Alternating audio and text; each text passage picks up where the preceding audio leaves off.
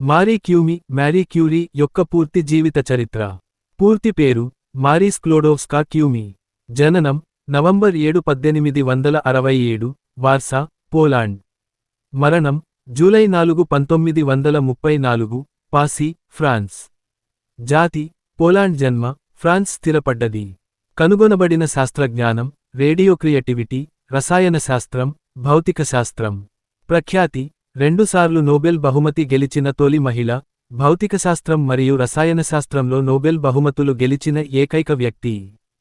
ప్రారంభ జీవితం మారీ క్యూమీ 1867లో పోలాండ్లో జన్మించారు. ఆమె తల్లిదండ్రులు ఇద్దరూ విద్యావేత్తలు. ఆమె కుటుంబం అభ్యాసానికి ప్రాధాన్యం ఇచ్చే కుటుంబం. ఆమె చిన్ననాటి నుంచి జ్ఞానాన్ని కోరికతో పరిశోధిస్తూ, తల్లి మరణం తరువాత విద్యార్థిగా బ్రోక్ విశ్వవిద్యాలయానికి చేరుకున్నది. పోలాండ్ వద్ద రష్యా పాలన సమయంలో మహిళలకు పాఠశాలలు తక్కువగా ఉండేవి, అందువల్ల క్యూమీకు విద్యాబోధనలో సమస్యలు ఎదురయ్యాయి. అయినప్పటికీ 1891లో ఆమె ఫ్రాన్స్కు వెళ్లి పారిస్ సోర్బోన్ విశ్వవిద్యాలయంలో చేర్చుకుంది. విద్యాభ్యాసం పారిస్లో ఆమె భౌతికశాస్త్రంలో మరియు గణితశాస్త్రంలో డిగ్రీలు పొందింది. తన జీవితాంతం ఆమె పురుషుల ఆధిపత్యం ఉన్న శాస్త్రజ్ఞుల మధ్య తమ కృషిని నిలబెట్టుకోవడానికి పోరాడింది. ఆమె పారిస్లోని సోర్బోన్ విశ్వవిద్యాలయంలో స్నాతకోత్సవం తర్వాత వైవిధ్యమైన పరిశోధనలను చేపట్టింది.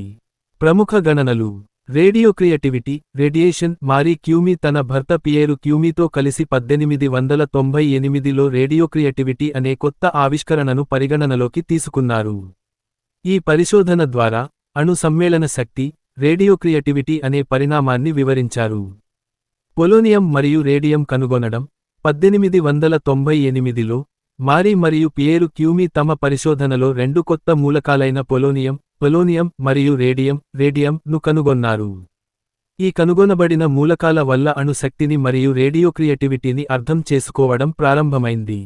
నోబెల్ బహుమతులు 1903లో మారీ క్యూమీ, ఆమె భర్త పియేరు క్యూమీ మరియు హెన్రీ బెక్వెరెల్తో కలిసి రేడియోక్రియేటివిటీపై చేసిన పరిశోధనలకు నోబెల్ బహుమతి గెలిచారు.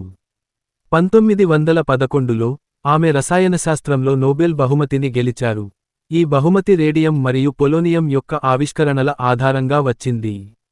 రేడియోక్రియేటివిటీ వైద్య పరిజ్ఞానంలో మారీ క్యూమీ యొక్క రేడియోక్రియేటివిటీపై చేసిన పరిశోధనల కారణంగా కేన్సర్ చికిత్సలో అత్యంత ముఖ్యమైన అన్వయాలు ఆవిష్కరించబడ్డాయి.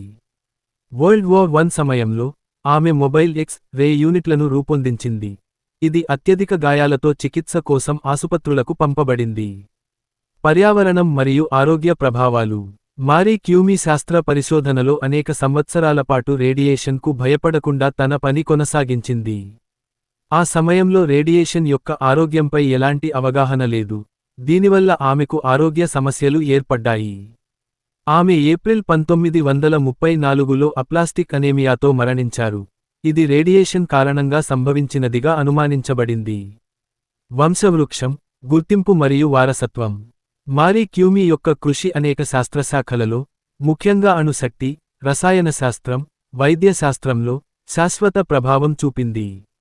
ఆమె మహిళల హక్కులను మరియు సమానత్వాన్ని ప్రేరేపించి, శాస్త్రంలో పోరాడే అన్ని మహిళలకు ప్రేరణగా నిలిచింది. ఆమె పేరును ఎప్పటికీ గుర్తుంచుకుంటే, శాస్త్రంలో ఆమె చేసిన అద్భుతమైన కృషి, ఆమె జీవితమంతా ఎదుర్కొన్న సవాళ్లతో, ఆమె త్యాగంతో శాస్త్రాభ్యుదయానికి అందించిన ఈ ముఖ్యమైన గణనలు.